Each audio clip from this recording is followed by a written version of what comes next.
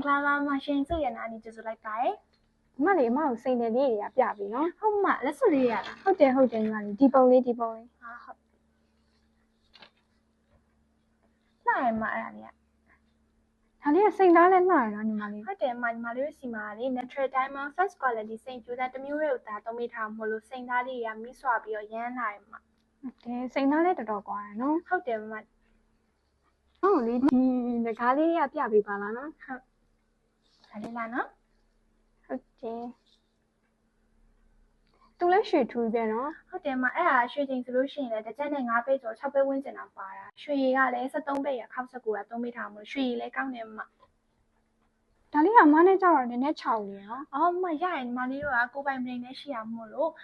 လက်တိုင်းကြီးချက်ချင်းပြင်ပြီးလို့ရတယ်လေဩ